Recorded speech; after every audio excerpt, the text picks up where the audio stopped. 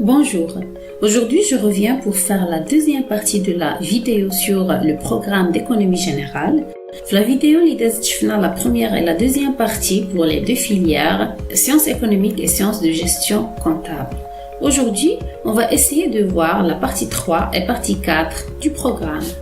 Partie 3. Les échanges extérieurs. La partie elle est adressée en même temps aux sciences de gestion comptable et aux sciences économiques. ولكن بالنسبة للGC, on va s'intéresser uniquement à l'aspect pratique. ماشي بحال les sciences économiques اللي كنديرو tout ce qui est pratique et tout ce qui est théorique.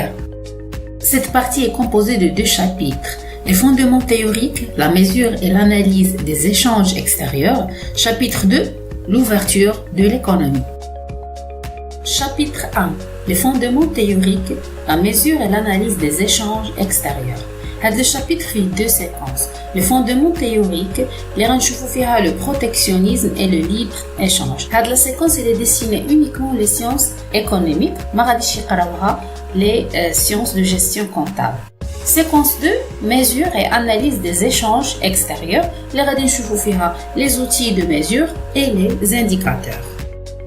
Le deuxième chapitre, l'ouverture de l'économie. Le chapitre, il est composé de deux séquences. L'économie mondiale, la nature des échanges internationaux, l'évolution des échanges internationaux, pôles et zones d'intégration régionale et finalement l'OMC, l'Organisation mondiale du commerce.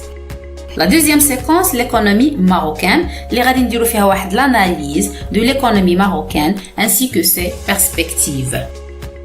La dernière partie du programme, le développement et les perspectives d'évolution. La partie ne concerne que les sciences économiques. La quatrième partie est composée de deux chapitres, le développement et la mondialisation. Le développement fait 4 séquences. La première séquence va déchauffer des notions de base, le développement, la croissance et le sous-développement. La deuxième séquence, on va essayer d'étudier les indicateurs du sous-développement, c'est-à-dire les indicateurs économiques, les indicateurs humains et les indicateurs sociaux. La troisième séquence, on va étudier les théories explicatives du sous-développement. Et enfin, la dernière séquence, on va voir les stratégies de développement. Et enfin, le dernier chapitre, la mondialisation. La mondialisation, on va voir les séquences. La première séquence, on va voir la mondialisation. Quelles sont les manifestations de la mondialisation? La deuxième séquence, on va voir quels sont les effets économiques et les effets sociaux de la mondialisation. Et finalement, la dernière séquence, on va voir les stratégies à adopter face à la mondialisation.